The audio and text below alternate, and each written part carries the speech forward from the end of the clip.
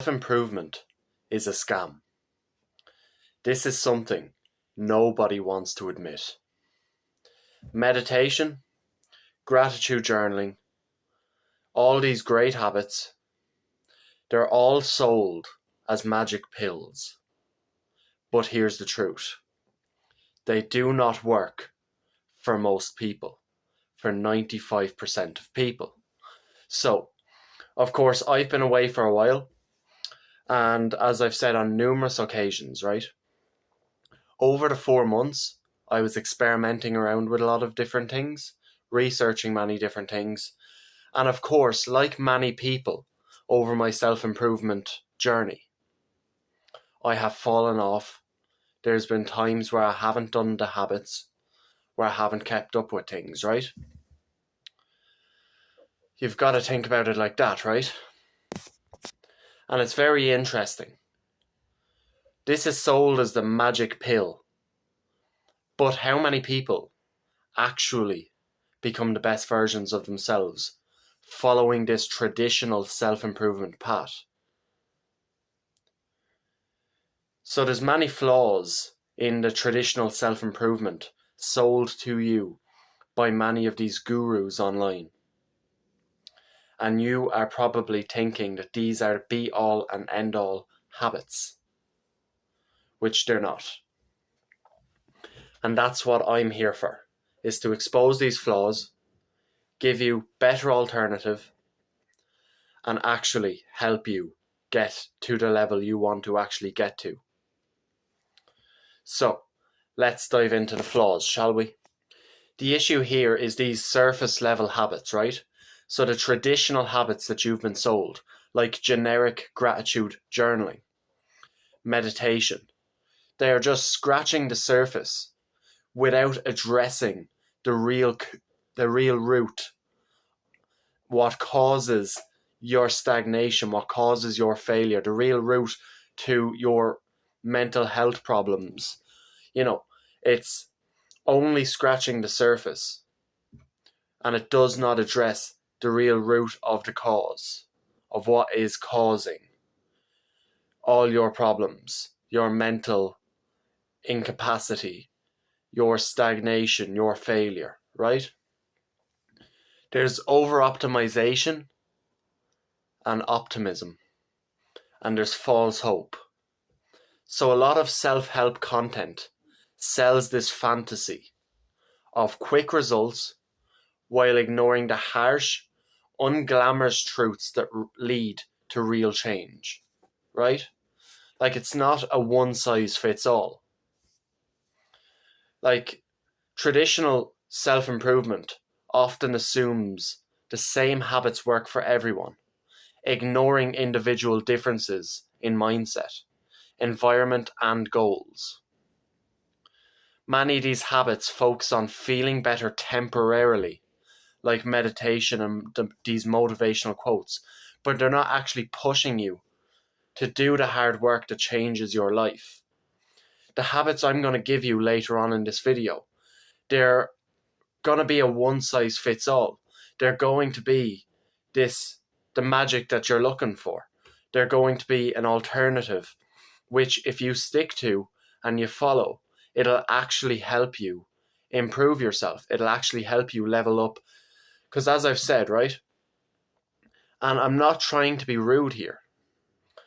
Well, I am, because I'm sick of the bullshit I'm seeing online, right? Which a lot of people are. You see a rise in people moving away from self-improvement, calling out these top creators. And it's for a reason. You know what I mean? So, like, the habits that I'm going to give you later on, not only do they work because they're individual and they focus you to take some agency in your own life, right? But you've got to also think, right? I have fallen off, as I've said, on a few different occasions doing Hamza Iman's version of self-improvement, right? And others' versions. You mesh them all together because they all get diluted down into the same mundane, not going to work habits. right? And like, it doesn't, most people are insecure nowadays. Most people have some sort of anxiety or depression. And all these habits are doing is masking the problem for later. So this gratitude journaling, this meditation, as I said, it just masks the issue now for it to come back later down the line. Trust me, I know this from first-hand experience, right? As well with this, if you think of anybody, obviously I'm not going to name a lot of creators here, and there's certain names you can't name for the sake of views on the video, right? Because it will be restricted. But think about some of these creators, right? Whoever you look at, they have fixed your mindset when it comes to it. But let's say you are wanting to start a business, right? There's plenty of businessmen who are fat. There's plenty of businessmen who aren't the best versions of themselves. And this is the issue as well. You need to be good all round, because there's people who have the body but are poor. There's people who have the money but aren't in shape.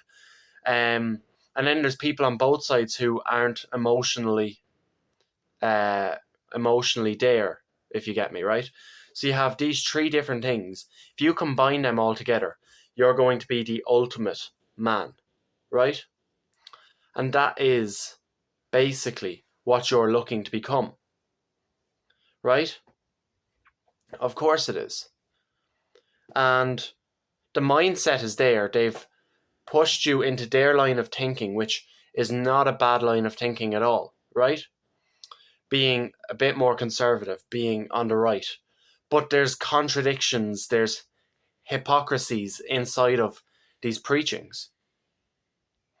But also, just because they've shifted the mindset of people, which is great, these people are still the same people they were. Just instead of being left-wing, liberal gays, they're on the right now. But they actually haven't leveled themselves up. My philosophy is all about brutal truths and ruthless action. You focus on the uncomfortable hard truths. You're forced to see where you're weak, where you're lazy, and where you're distracted.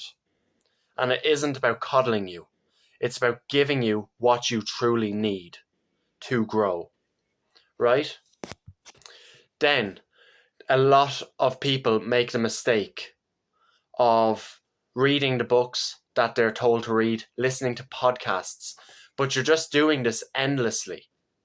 Instead, I'm forcing you to do hard things daily, because real growth only happens through action and not endless theory, right? There's no good vibes only. I'm pushing you to hold yourself 100% accountable for these results that you are wanting. This is not about the perfect morning routine or the aesthetic workspace. It's about real results, whether it's about money, health, or a stronger mindset. You need to stop wasting time on feel-good routines and start building a life that actually works. And I'm going to come under a lot of hate for this video. But who actually gives a fuck? I am going to contradict everything that's bullshit in the self-improvement industry. And I'm going to take it to the next level and actually help you improve and not just profit off of mundane bullshit stuff that all of these people are profiting off of. They're taking your money every single month with Adonis Library, with TRW, with Eman's communities. This is not me attacking them. They believe their philosophy works, but like, if Hamza's philosophy really worked, would he have fell off last year? Think about that for a minute. Now, of course, this is not a personal attack on anybody, but look at Hamza. He built his brand on these traditional self-improvement habits, which is great, right? Meditation, gratitude journaling, cold showers, dopamine detoxes, consistency. Great habits. And they work, right? They do. But he even admitted to falling off, losing consistency, struggling with discipline. This proves that the traditional habits alone are not enough. They're not bulletproof. How many times have you fallen off trying to get consistent on these habits? You understand me? Like, if they were that bulletproof, would Hamza have falling off? Like, as I said, the meditation, the gratitude journaling, they feel good, but they're not addressing deeper weaknesses that lead to the relapse in your bad habits with your junk food, your video games, your adult entertainment. It's missing the root cause, and people are avoiding the discomfort brutally, like you understand me, you're avoiding the discomfort. You need to brutally audit and admit your failures. Like, you can't meditate your way out of cowardice. You understand me? Like, don't get me wrong, I've gotten to this point because of Hamza, and most of yous have, right? But he fell off because his system was incomplete. And now I'm giving you the missing piece. Like, meditation is useless if you're not willing to admit where you are still weak. Feel good routines don't stop you from slipping back into your old ways. Raw accountability does, right? And, like, yeah, I'm not saying the Hamza's things don't work, but even he's admitted that he has fallen off in the past, right? This shows you that there is room for improvement even in Hamza's routine. But this, you can still do your fancy ass meditations and your gratitude journaling. But these habits will help you in the long term actually improve yourself, get to the point in life that you want to get to. You understand me? So what are the habits? So first thing in the morning, go for a walk without your headphones and without looking at your phone while you're out walking. This way, you actually have time to process your thoughts, right? You have zero distractions. Being outside is going to clear your head and refresh you whilst also letting you be present in the moment. It's kind of a replacement for meditation, which you can still do your meditating if you want to, right? But this morning walk is going to help you just stay refreshed, clear your head, be present with your thoughts while outside having a walk before you have to deal with the distractions of the day. The walk doesn't have to be any more than 10 minutes if you don't want it to be. You understand me, right? And then the night before, you need to write down one non-negotiable task that will move the needle for you today. So, you're gonna, before you go to sleep, which we'll get onto the night time part of things in a few minutes, but before you go to sleep, you're going to write down one non-negotiable task. And when you get back from your walk then, that task that's going to move the needle, that's what you're going to work on before everything else, right? And this will stop the endless to-do list. It's just focusing on what really matters. What is one task that will help me in my studies, help me in my business, or help me for a future career? So write that task the night before, the task that will move the needle. and then that focuses on what really matters. And all you need is a simple notebook or your notes app. And there's no distractions until this is done. You understand me? In the productivity space, that's actually called Eat the Frog. So it's doing the hardest task first thing in the morning. Right? So you're midday basically ish, right? But it's just the next thing that you need to tick off is to do one thing that pushes your limits. This could be physical, social, or mental. Now, I leave it to you. What I've started doing is I've picked a physical, social, and mental thing to do, right? So I'll give you some examples. Cold exposure. Now, cold showers, I believe, they're very easy to do, right? So if you haven't even started doing cold exposure and cold showers, start there. There's no harm in that. There's absolutely no harm in starting with cold showers. But if you're used to cold showers, have an ice bath. Have a dip in the sea. Obviously, be careful, right? Another example is a tough conversation. Another example is practicing public speaking. Another example could be heavy compound movements that you usually avoid, right? Another one could be hill sprints or sprint intervals. Next one, doing yoga or mobility sessions. You could solve a hard problem. Example, a complex puzzle, coding challenge, or a tricky logical puzzle. Or you could learn a new skill that's uncomfortable, like learning a new language, starting a conversation with a stranger. And this one I really like is post something polarizing on social media and stand by it.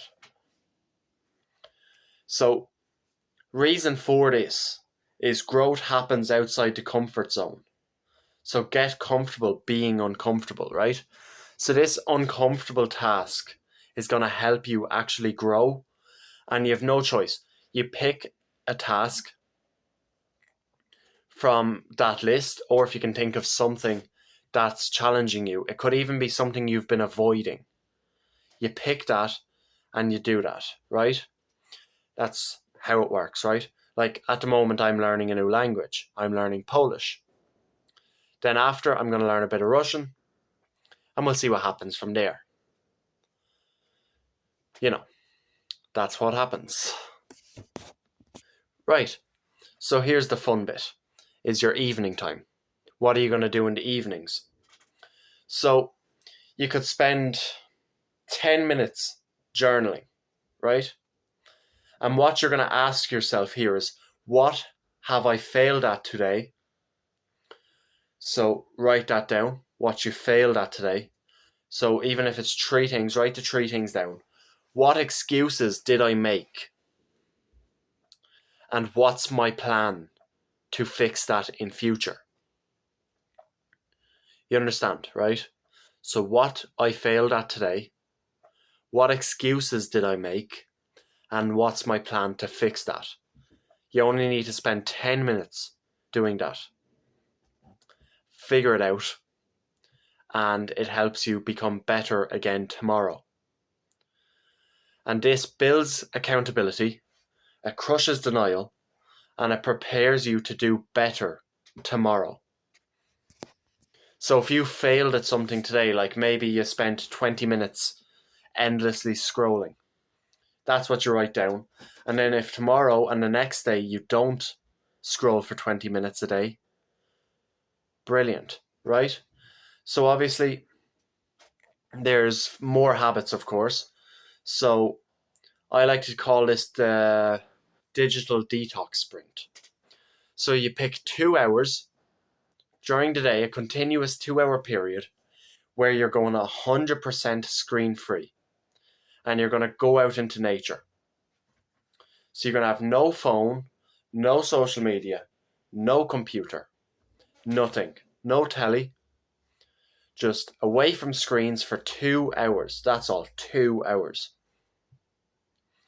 And you're going to go out into nature.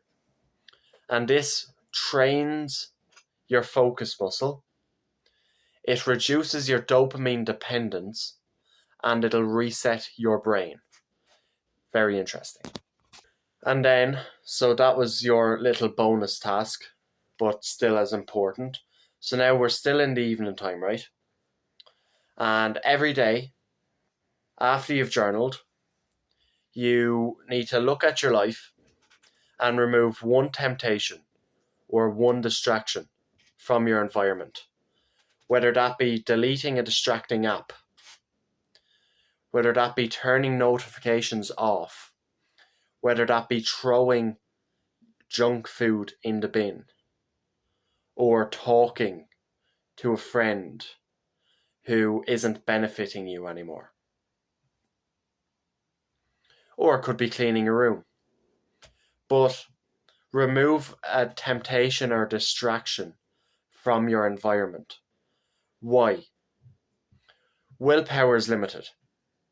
So instead of relying on your willpower, build an environment that forces this success. You understand me? Good. So now we're on to the fun part, right? Your workout. Instead of traditional bodybuilding training, right? I'm going to preach strength and conditioning training.